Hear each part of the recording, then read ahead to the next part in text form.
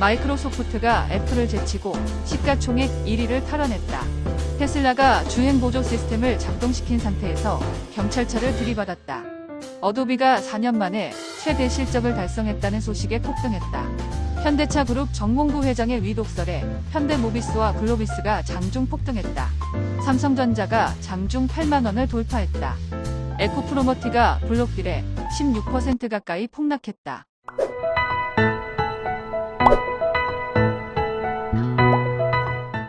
6월 17일 월요일 출근길 주식 시황입니다. 지난 주말 뉴욕 증시는 혼조세로 마감했다.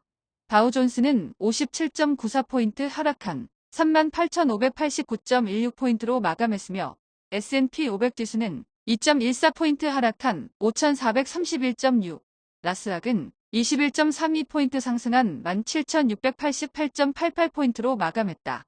프랑스 정치 불확실성이 커진 가운데 다우존스와 S&P 500 지수는 약보합으로 마감했지만 어도비가 실적 호조에 14% 이상 폭등하면서 나스닥은 강보합으로 마감했다. 빅테크주들은 혼조세로 마감한 가운데 애플을 제치고 마이크로소프트가 시가총액 1위를 탈환했지만 1에서 3위 간 시총 차이가 100억 달러 따라서 언제든 뒤집어져도 이상하지 않다.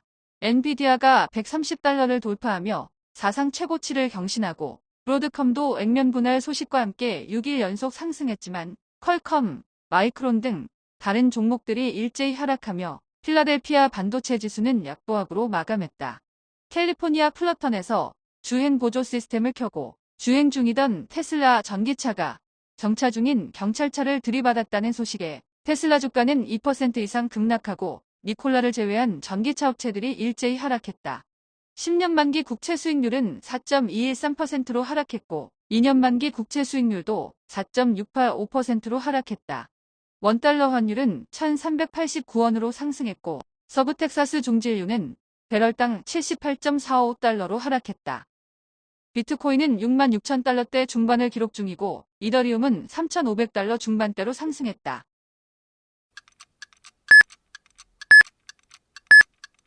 지난 금요일 국내 증시는 혼조세로 마감했다. 코스피는 전일 대비 3.53포인트 상승한 2,758.42포인트로 마감했으며 코스닥은 9.14포인트 하락한 862.19포인트로 마감했다. 트럼프의 전기차 정책 취소 언급에 2차 전지 관련주들이 큰 폭으로 하락하면서 국내 증시는 약세를 보였는데 코스피는 삼성전자 등의 상승으로 약보합으로 마감하고 코스닥은 1% 넘게 하락했다. 삼성전자가 장중 8만원을 돌파했지만 하이닉스가 소폭 하락하고 한미반도체가 5% 가까이 급락한 가운데 현대차 그룹의 정몽구 명예회장의 위독설에 현대모비스와 글로비스가 장중 폭등했으나 현대차 그룹이 진화에 나서며 급등세로 마감한 가운데 트럼프의 전기차 정책 폐기 발언에 2차 전지 관련주가 일제히 약세를 보인 가운데 LG에너지솔루션과 포스코퓨처엠이 4% 내외로 급락하고 2대 주주가 200만 주 이상을 블록딜로 매도했다는 소식에 에코프로머티는 16% 가까이 폭락했다. 코스닥도 에코프로비엠이 4% 이상 급락하고 알테오젠, 에코프로, HLB 등 시가총액 상위 종목들이 큰 폭으로 하락한 가운데 엔캠은 블록딜을 계획 중이라는 소식에 7% 이상 급등하며 코스닥 낙폭을 줄였다. 방산주는 대부분 상승했는데 한화 에어로스페이스는 기관의 대량 순매수에 1% 이상 상승하고 현대로템은 우즈베키스탄 고속철 수출 소식에 2% 이상 상승, LI진엑스원, 한화시스템도 1% 후반대로 상승했다. 중국 소비 관련주는 혼조세로 마감한 가운데 파라다이스는 코스피 이전 상장 예비 심사 통과 소식에 4% 가까이 급등했다. 애플이 나스닥 시총 1위를 탈환했다는 소식에 아이폰 수혜주는 대부분 상승세를 보였는데 LG이노텍은 전일의 하락세를 뒤로하고 8% 가까이 급등했고 BH도 3일 연속 상승했다.